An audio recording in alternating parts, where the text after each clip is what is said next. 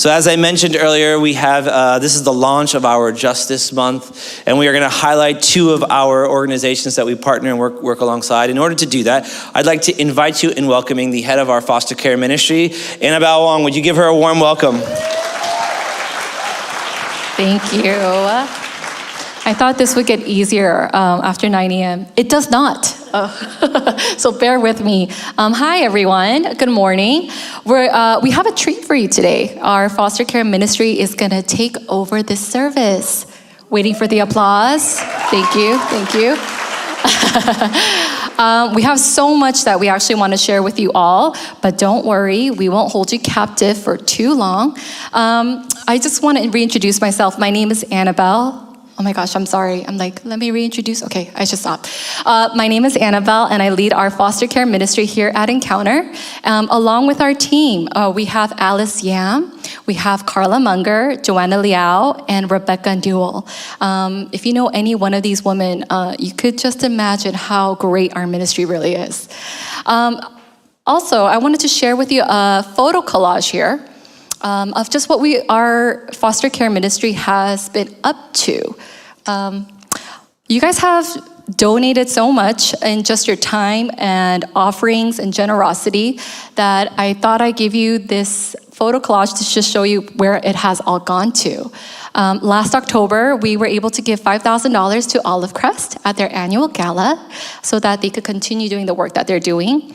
We were also able to, there's no photo of this one, but we were also able to provide a vehicle to a father with 3 sons where his eldest has leukemia. And they actually got into a car accident, and so the settlement check from the insurance couldn't cover the cost of a new car. And so we were able to donate a vehicle to them. And also, how many of you, please raise your hand, if you participated in the Christmas tags this past Christmas? Show of hands. Okay, how many of you will be participating this Christmas? Thank you, thank you. Actually, we were able to fulfill the wish list of 75 kiddos.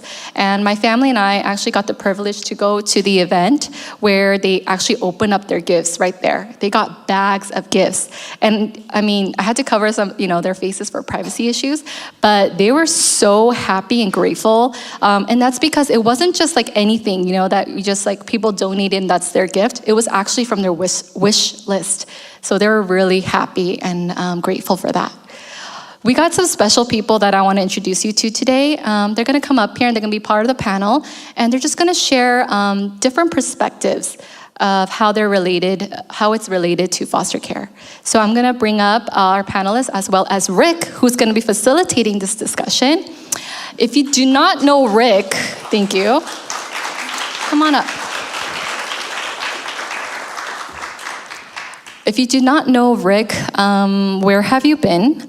But also, Rick is a member of our church, and him and his wife Rebecca are also the founders of a nonprofit organization called Route 21.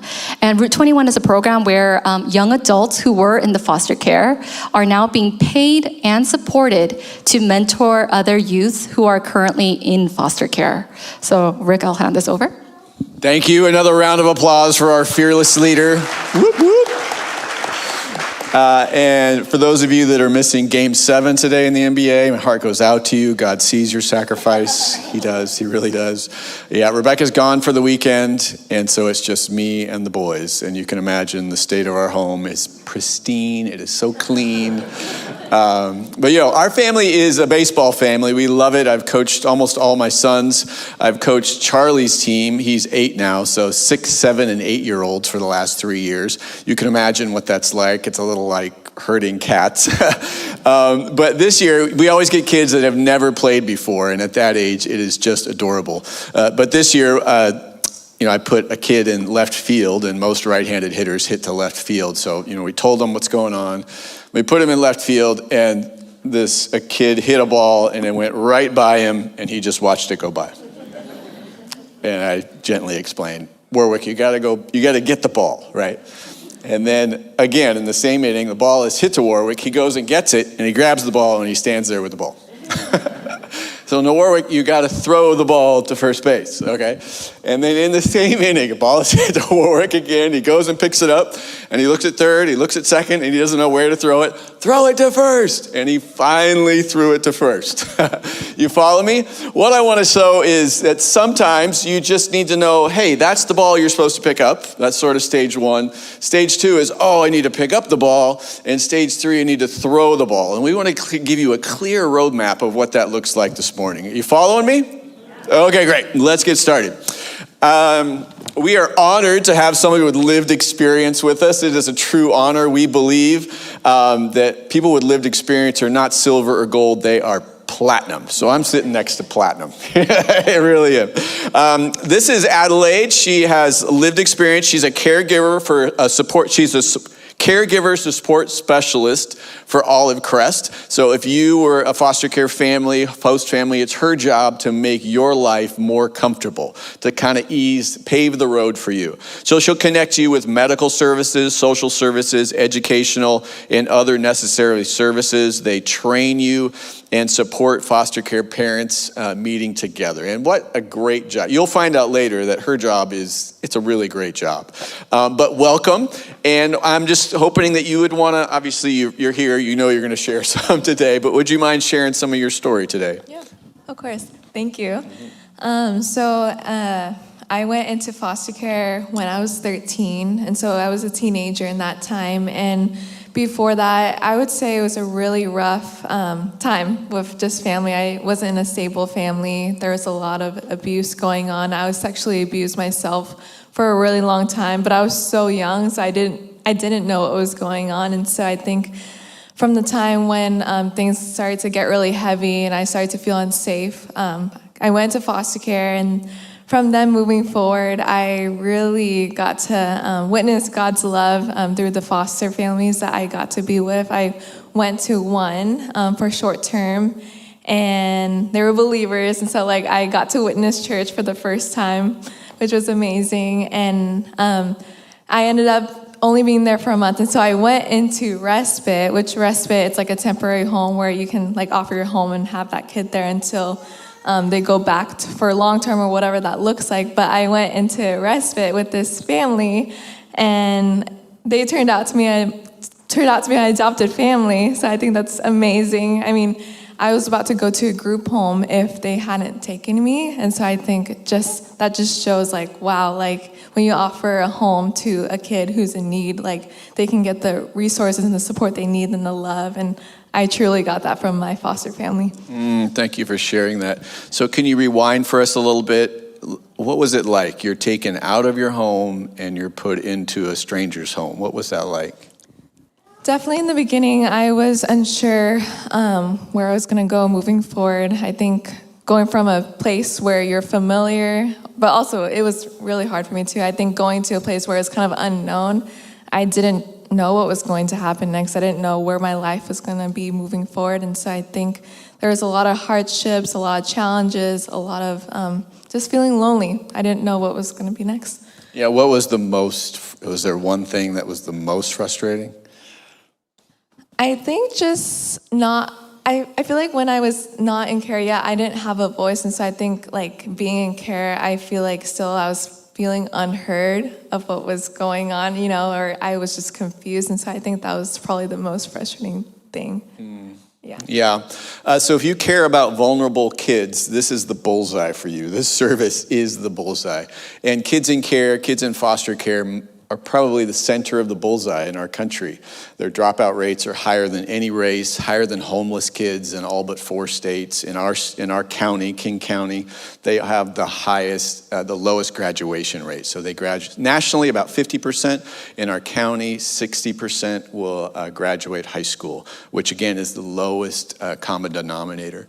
About 27% of those who are homeless grew up in care. About 1 in 5 of those who are in prison have spent time in foster care, and as high as 85% of those who are trafficked sexually grew up in care. And I know statistics are numbing, but the last one is only 3% of kids in care will graduate college. So you dodged, I don't know your whole story, but it looks like you dodged all of those bullets. Why do you think that is? How did you do that? I think the biggest thing was just having a Christ-centered relationship. I had the family that loved me so well, and so I think part of what we can do, right, is to love these kids. And I think we talked about it last service, but just there's so many ways we can support foster kids, whether that's just doing a curious community or just providing support for an organization, just like both of our organizations. And so I really think the main thing is the relationship, building that relationship. And I think a lot of the kids, even me, went through a lot of trauma. And so it's a healing process. It takes a lot of time, it takes a lot of patience. But I think being able to have patience for me, when they had a lot of patience for me, but for the kids too, we can do that by building that relationship. A loving Christian family changed your life, right? Yeah. I get asked this question a lot. How families are paid to have a foster care kid in their home. And so people ask, well, how many people are in it for the right reasons, like Annabelle and Patrick, and how many are in it for just the paycheck? And there's no answer. Nobody knows what that is, but there is the spectrum. A friend of mine, Michael, who's given me permission to share his story, was put in a home, and that, bless her soul, but she had, I don't know, any motherly instinct in her, and she had tons of boys in her home, and it felt like she was in it for the paycheck, and it was a terrible placement for him, and he had to move on. So just a loving, caring home makes all the difference in the world. Okay, so you've been in the system, and you're working in the system now. What would you change? How would you change that? I think mainly that when it comes to foster care, I think a lot of people see foster care as a burden, it's heavy and, there's a lot going on, but I think it's a blessing to, serve these kids and these families because they're making an impact. They're planting a seed, they're being a vessel, and so whatever that looks like, I think I want it to be more just of a relationship, which is what I've been talking about, just that community, just that love. But I think that's the hugest thing because I think sometimes it can be done for money, but I think it's more than just that. You're saving a life, a kid's life. So. Thanks you, Adeline. Round of applause, yes. You should want to talk to her right after this. There should be a line to hang out with you. Thank you so much. And this is Joy. She is also from Olive Crest. I'll read her introduction if I can see it on my piece of paper. Size 12 font. Joy Lanier is a child care and family specialist at Olive Crest, serving Olive Crest licensed caregivers and their foster children. She was previously an Olive Crest licensed foster mom and is passionate about supporting children and family with a trauma-informed approach. She also serves as Olive Crest families as TBRI practitioners. I was chastised in the first one for not explaining what TBRI is. Trust-based relational intervention. It's a way to relate well with kids in trauma, how to do that. So she can give you the skills to relate to a kid who's been in a lot of trauma. And she has 3 bio kids and 2 grandkids. Thank you so much for being with us. So how does supporting an individual caseworker translate into better outcomes for kids? Supporting you. How does supporting you help kids? Well, I am one person, right? And I think a theme that we're hearing is kind of doing what you're called to do. That's the vibe I'm getting from our previous service too. And so I want to remind all of us that the system that we keep hearing is so broken, and it is made of a bunch of people, right, that are image bearers, right, and that all carry their own experience and their own challenges and their own giftings. So, if you are someone who's in politics and you're, a lawmaker or good at lobbying, jump in there because we really need some support there for these kids and their families.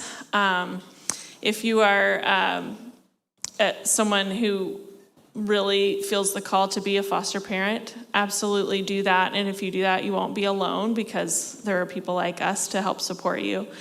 If you're someone who wants to support a family and you don't have a lot of time or just don't feel like you have the capacity to jump in as a foster parent, you can join a care community and participate that way. I have several families who really love their care communities, and they may have been hesitant to sign up because as a foster family, you have a lot of people in your life, and as a foster kid, it's even worse, right? So our families can be protective of their kids that way, but they have really been blessed by the care communities. The care communities have been so gracious and have a lot of discretion. So, and as far as what I just provide our families with a lot of emotional support, I feel like. And so just whatever in your sphere of influence, right? If you're in proximity to someone in foster care, and if you're not, I would say, just start learning about it. That would be where I would start, because you're not far away from someone impacted by foster care.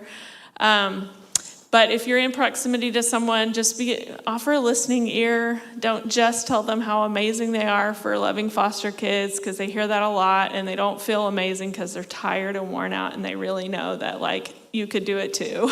And so it's kind of hard to hear that. Just be there to support however they can have support. And also, you can also support your case managers that are in your world. Social workers are so overwhelmed, and we're all just people that really do care about kids, and we all make mistakes. So just keeping that in mind as you work with people in foster care.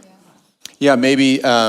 So what she does, she is part of the great engine that runs this. We did a lot of research before we started our organization, and one study found that if a youth has one caseworker, they have a 75% chance of finding a forever family, a permanent placement. If they have two caseworkers, they have a 17% chance of finding a forever family. That once that file is passed to the next caseworker, a lot of details are lost in that. So what she does, I'm asked this a lot, if I had a lot of money, what would I do?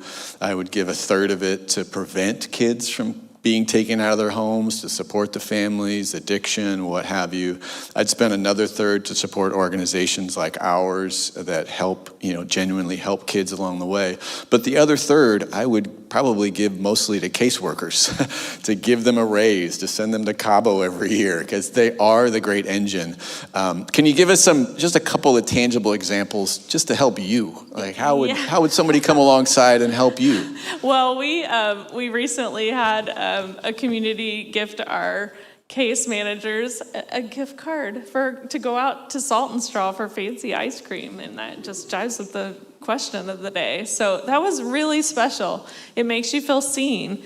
And I would say go to your local DCYF office as well and see if there are ways to support, because like he said, these workers, there's a high turnover, and it's expensive to live in this area. So just any kind of support that you can encourage them to keep going.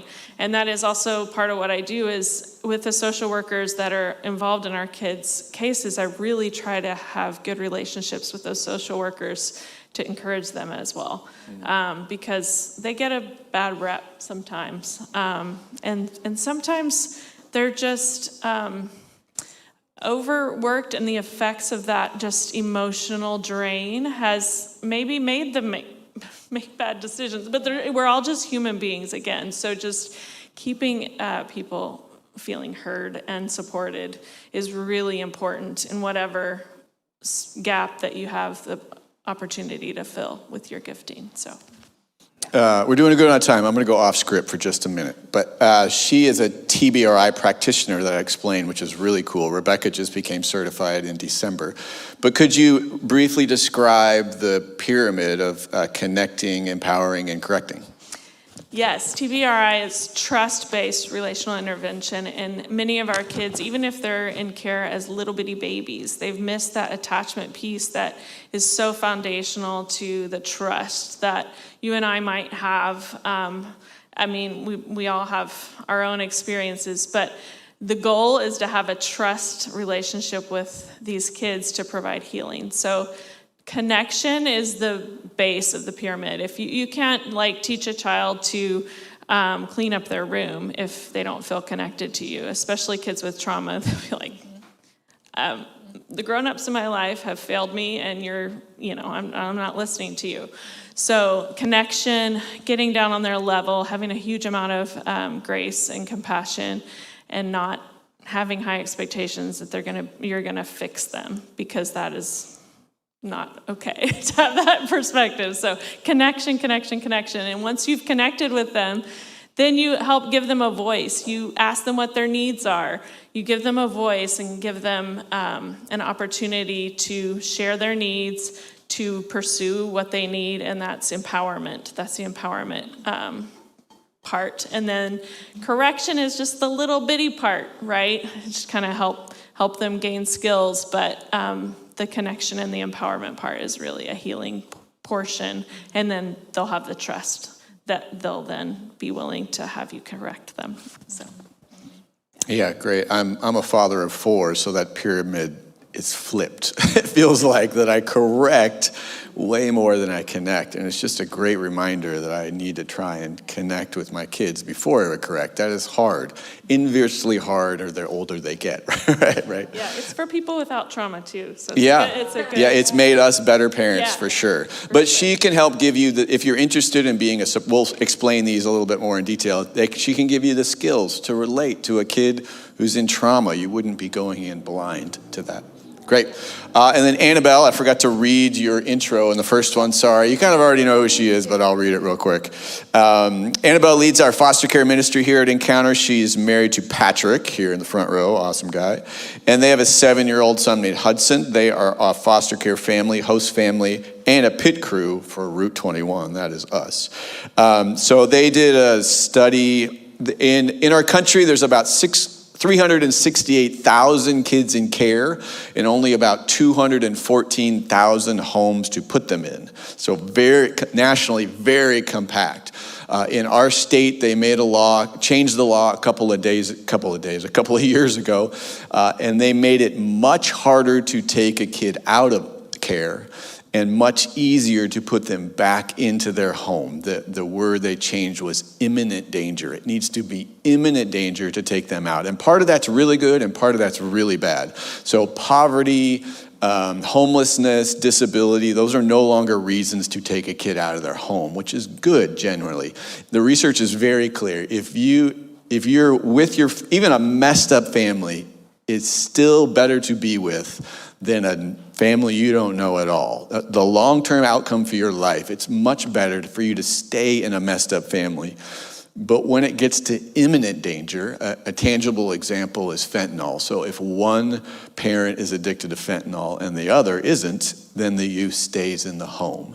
If they both are, that is imminent danger and they are taken out. So it has reduced the number of kids in our state by a lot. When we first started, it was 7,900 kids in care, and now it's about 4,900. So they have reduced it by a lot.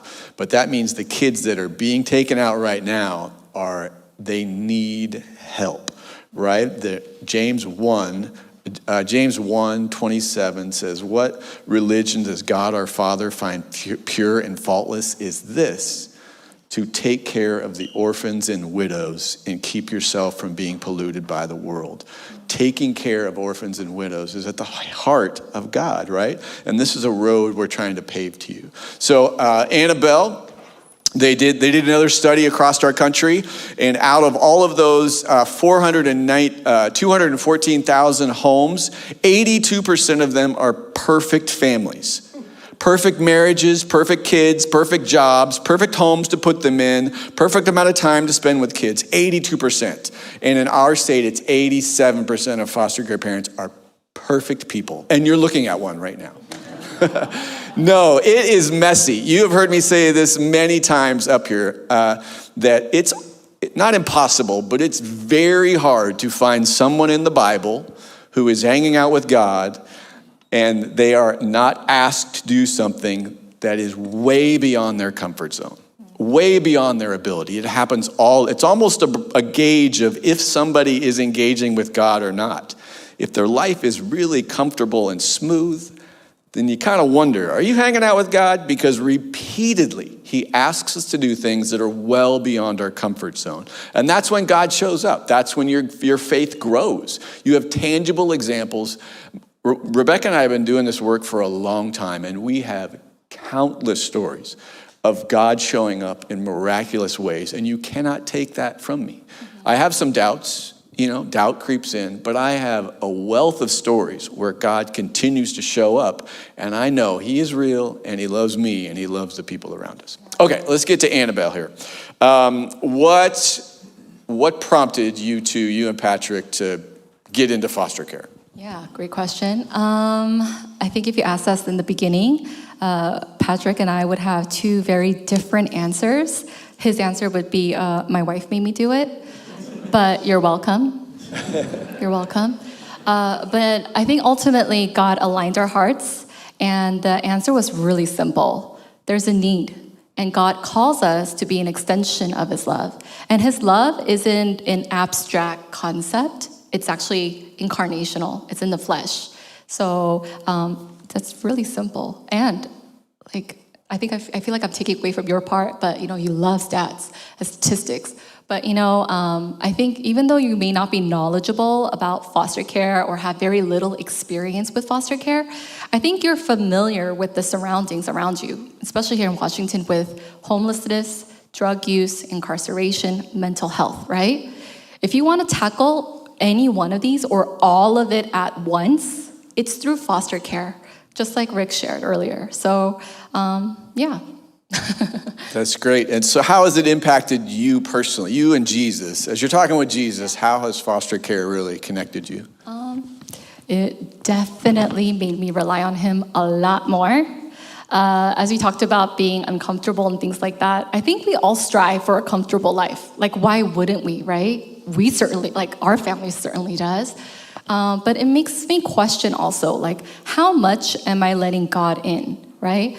And when I'm like, oh, God, you can show up over here and over here and over here. And when he doesn't, I get disappointed. I don't think that's how it works, right? I think that God has, through fostering, God has definitely stretched my faith, made me question my faith a lot. And I don't think that could have been achieved if I just lived my life normally, going to church on Sundays, doing my devotionals, maybe be part of a life group. I think that would have I would have been comfortable. I would have been okay.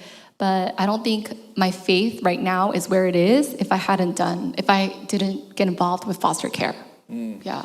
And so your family, how has it sort of rippled through your family? And then also Hudson, how do you see him seeing God and seeing the kids in your home? Yeah. So as you shared, Hudson, our bio son, he's 7 years old, and he's the only child. So there's some stereotypes about only children or only children. But I think the way we parent, I think there's so many resources about parenting, and we try our best to parent our kids as best as we can. But through fostering, I think he's able to be, through God's grace, he's allowed to just really be stretched as well and be the person. He is a person, but the kid that he is today. I think a lot of our friends look at Hudson and they're like, he doesn't seem like the only child. I'm like, I know, right? Not to toot my own horn, but toot, my child is kind, thoughtful, and generous. Yes, he's also a boy and he's wild and crazy. But I think because of the kids that he meets through our home, it really does shape him in the way that we could have never parented. There's no way. So, and I think this makes him also visibly see how God works. So we always pray over him that he would be kind, that he would be joyful, he would be selfless, he'll have compassion and humility, and just all the fruits of the Spirit. And I don't think we could do that just through parenting alone. So, yeah. Yeah, we really relate to that. Again, we have 4 sons, and we've been doing this work a long time.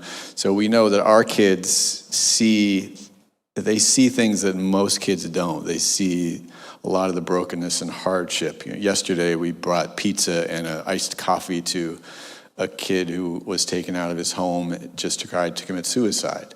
And he's been in a mental hospital for a little while, and he just got back home, and that is heavy, and it makes us look a little better, like, wow, mom and dad aren't that bad, right?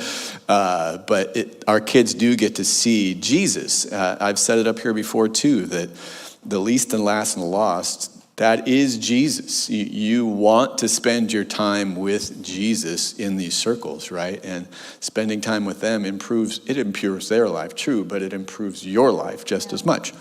Also, just to add, I think I'm just like, all this stuff is like coming into my head of like how God has been like really visible in our family lives. I could think of 3 right now where we've seen the Holy Spirit move the hearts of our church members. When we first were setting up to become a foster family, our church members they're like ready. They're like, okay, what do you need? I'm like, I don't know. They're like, okay, we're ready though. I'm like, all right, hold up, give me a minute. And we actually need, when we're setting up our home for fostering, we needed beds. And so one of our church members were able to donate a bunk bed that they no longer use. But how do we get to our house, right? So another church member said, hey, we'll have it transported over to your house. We're like, oh, awesome. So I think we've seen the Holy Spirit move and just our church members to action. And that showed us that we are definitely not alone doing this. And another one is actually, there was a period about 6 to 8 months where we didn't have any income. It was during the layoffs. I don't know if you guys all remember. I mean, I feel like it's still happening now. But we had no income coming in for those 6 to 8 months. But by God's grace and favor, we were still able to be a channel of blessing and actually receive placement. I don't know how we did it, honestly. But we had kids come through our home and we were still able to provide for them because they needed more help than we did. And somehow it worked. Somehow it happened. And lastly, I just talked about my son, but I think let's be real. I think we got into fostering when Hudson was 3 or 4 years old. So he was young. So we had a little one in our house and we're like, ooh, is this a good idea? Are we being bad parents here?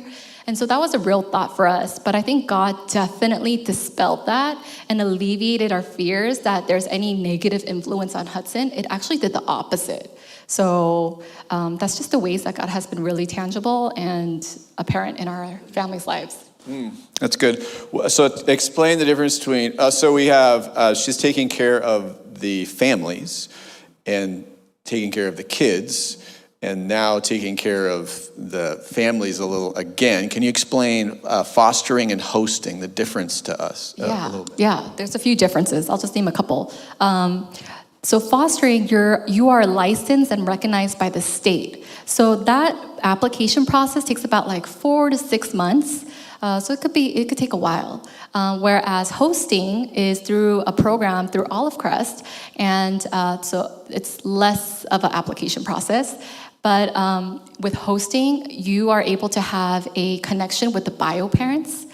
And when you're fostering, when you receive placement, meaning a kid into your home, you don't know how long they're going to stay with you. It could literally be a week, it could be a month, it could be years.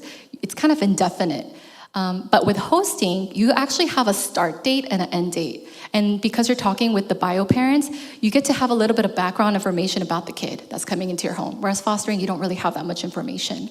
So when hosting, they're like, okay, you talk with the bio parent and you're like, okay, so they just need a little bit of rest. Or maybe they need to go to the hospital and need somebody to take care of their kids. Or maybe they're running away from a DV situation, domestic violence situation. Or they're refugees, or there's tons of reasons. And basically hosting is to prevent kids from actually going into the system. So when you're hosting, it could be literally 2 days, it could be a weekend, it could be a week. And I don't think there's been more than a week. Maybe there is, but I haven't seen that much. But it has a start date and an end date. So you know exactly how long the kids are just gonna stay with you. Yeah. Yeah, that's great. Thank you so much. Appreciate it. And now we'll get to Wendy. You guys have known Wendy if you've been here a while. She's been here with us quite a few times. We appreciate you being here. I'll read her intro. It's on my phone, not on. This is Wendy. Wendy is a mother of 3. She has 2 bio sons and a daughter she and her husband adopted from China. Wendy's an advocate for youth in foster care and their foster and adopted parents. Wendy has worked at Olive Crest for almost 9 years and was on the leadership team for the Refresh Conference, which is resources for foster and adoptive parents. So thank you again. It's good to see you again, Wendy. So we're wondering about foster care or care communities. If you could explain, what you want to explain, share what you want to share, but care communities too, we'd love to hear about. Great, thanks, Rick. Before I get into what care communities are, I just want to thank you on behalf of Olive Crest, myself, and our families for your heart. You have partnered so generously. You have given and blessed our families like above and beyond. Annabelle was talking about Christmas. It just touches my heart watching these kids just beam. I'm thinking of one kid who had never, ever experienced Christmas. He's 10 years old, and he'd never experienced Christmas. And he got to experience Christmas for the first time this Christmas. And so through your generosity, we are able to touch and change foster youth's lives. So thank you very, very much. Care communities are basically just a group of people who come and say, I want to be your village to a foster family. But before I go into more detail, I want to share with you why care communities are so important. Across the nation, we all like to give stats here. Across the nation, 1 out of every 2 newly licensed foster families close their license after the first placement. So that's 50% of newly licensed families close their license after the first placement because it is so hard. But Rick just mentioned earlier about the new law that took place, and because now it is harder to remove children, that just means that the children are experiencing more trauma. Like it really does break my heart. And I get upset when I talk about this law because it is really devastating on our kids. And so when they come into our homes, right, the foster parents try to do the best they can, but it's hard. It really, and it has become harder, right, because the trauma is deeper. So care communities is an answer to that. Like I said, that you become a village, you become just the cheerleader to this foster family. The other reason is Rick also mentioned, and Annabelle mentioned, that if our kids age out of the foster care system, which they do at the age of 18, they have no support. There's no safety net. Like if you and I have kids who turn 18, we don't just say, you're on your own, and we've tried to equip them right along the way on how to fill out job applications, what different avenues they can take. But these kiddos don't have anything, right? Adeline talked about the fact that if her foster family, her respite family, hadn't become her forever family, she would have gone to a group home. These kids who age out face homelessness, they face drug addiction, they face sex trafficking, they face incarceration. But through care communities, which support foster families, which support foster kids, we can start making a difference in each of those areas. Like Annabelle said, we can't look at the problem and go, oh my gosh, it becomes overwhelming, right? If you look at homelessness itself, if you just drive down to Seattle, you just have to look at the streets, right? Our streets are full of homelessness. These kids could land up there if we don't become a village, right? So what are care communities? Olive Crest recognizes, we all recognize, that we're not all called to be foster families, right? Everyone's called to be a teacher. Not everyone's called to be an accountant. You would definitely not want to bring your taxes to me. It would not be a good thing. I'm not good with numbers. I'm good with relationships, but not with numbers. But just like that, we understand that not everybody is called to be a foster parent, right? But you can maybe bring a meal, right? Or if you like landscaping, you can mow a lawn. If you like to wash clothes, please come talk to me, because you can take care of my clothes. No, I'm just kidding. Some foster families are blessed to be able to have someone come and wash their clothes or fold their clothes or even clean their home. So it's very practical. You can just use whatever the talents that God has given you. If you are called to mentor, right? That's what Rick's program does. It's all about mentoring. There is a need for these kids to hear you are loved, we value you, because they don't hear that. Especially if they've been bouncing from foster family to foster family. Our heart is through care communities to bring stability, to bring the 50% of closing families closing their license.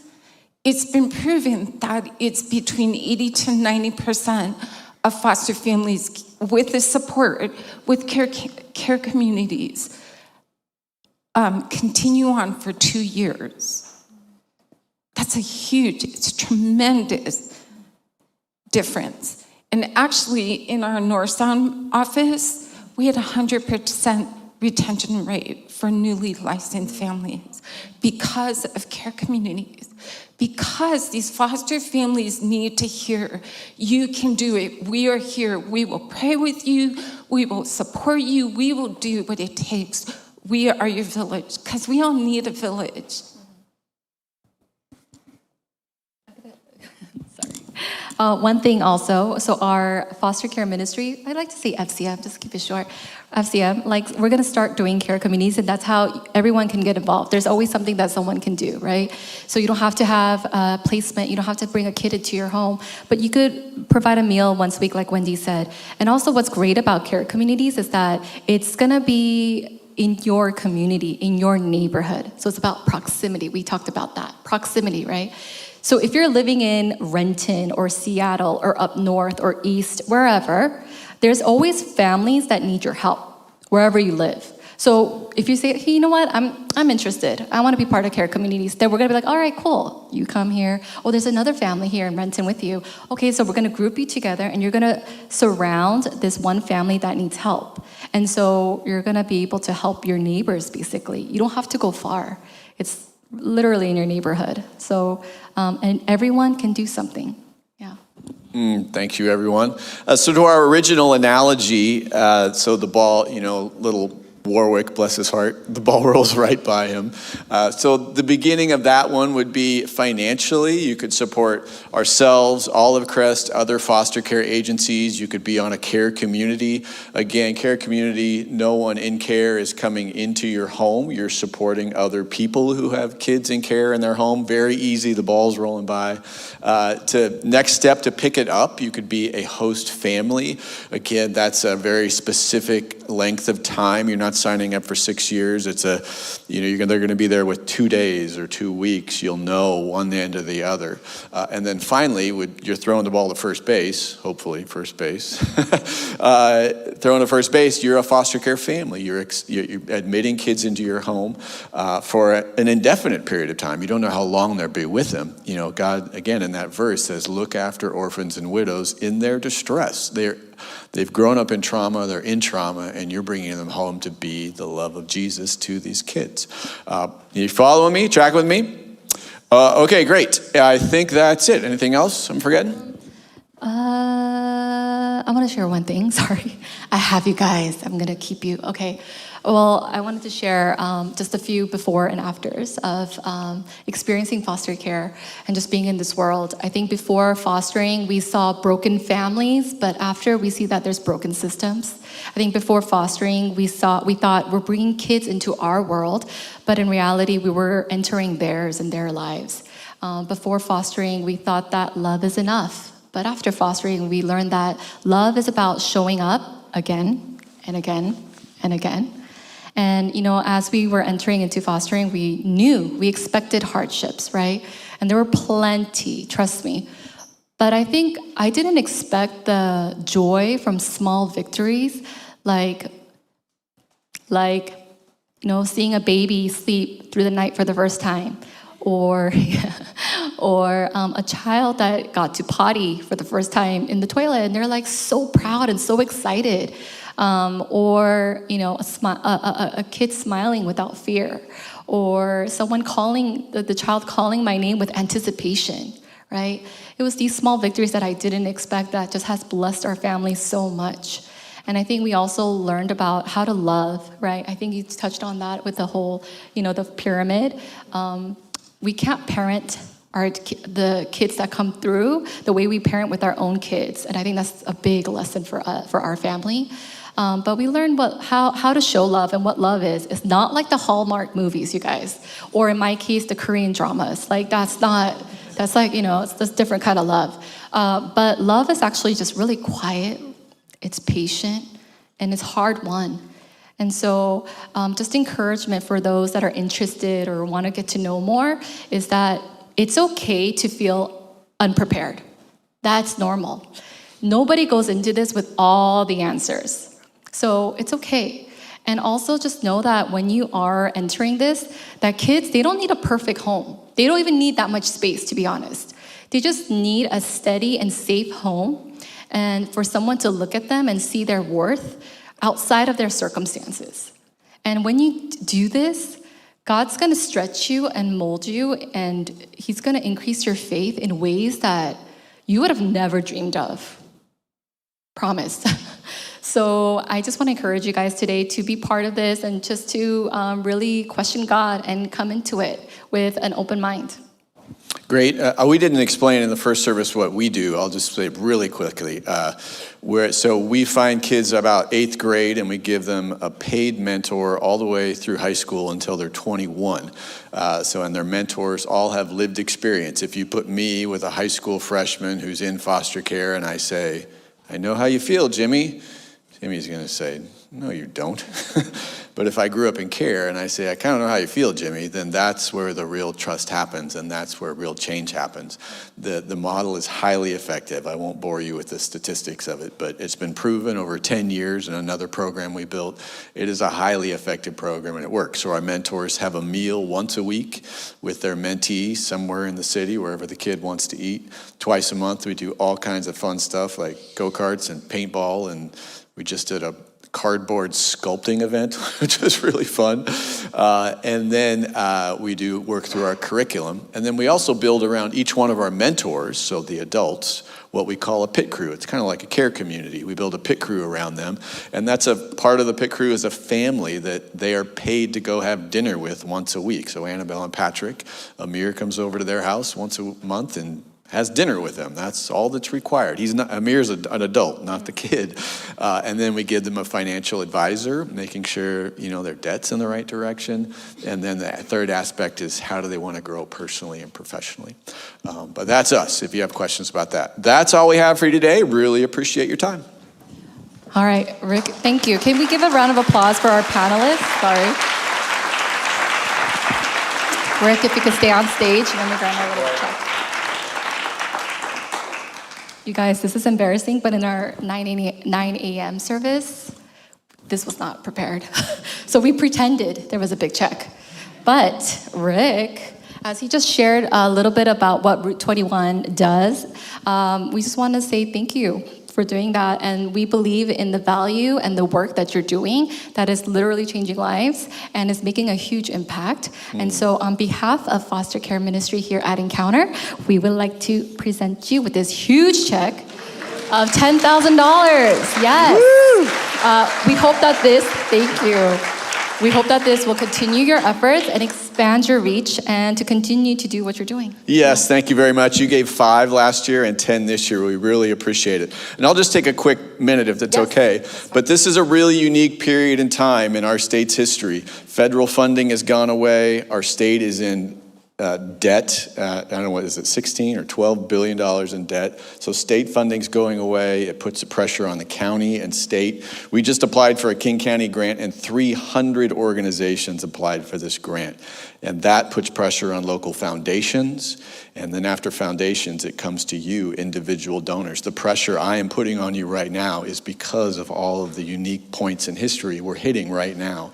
So we need your help. We are vetted. Olive Crest and our organization are vetted by our church. So we are worth the investment. So if you're thinking about giving, now is the time. Not 2 months from now. Now is the time. We all need to step up. We have had to constrict a little bit of what we're doing in this next year because of the season. And we need your help. All right? Is it okay for me to say that? Yes, definitely. Yes. Thank you, Annabelle. Yes, appreciate thank it. you. Yep. Can I take the check? No. Do you actually want to deposit it? Okay. Hi, you guys. I'm Carla, part of the foster care ministry leadership team, foster mom myself. I want to just reiterate the joy, that's also available in this. And I can share that I heard my foster kiddo laugh from the other room for the first time. And he's been with us 5 months. And it was like, I just won the lottery. Everything's worth it. So yeah, I want to give you guys your ball, your opportunity to pick up the ball right now. We should have a QR code coming up here. Yep, there it is. So grab your phone, scan this code. We have just 3 opportunities for you to get involved. And the first one is join our email list, find out what's going on, hear about needs and prayer requests. The next one coming up that we're really praying hard that you guys can support us in is the caregiver celebration. That is an opportunity for us to bless foster families and foster caregivers.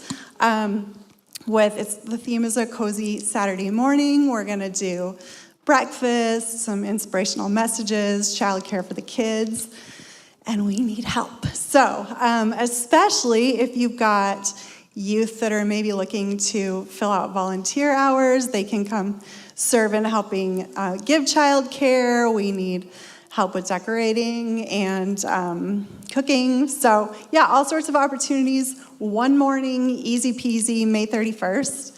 And then the third one is if you're interested in either joining a care community or just learning more, you can click that option. You can click all 3. But yeah, this is the opportunity, and we thank you all for being here.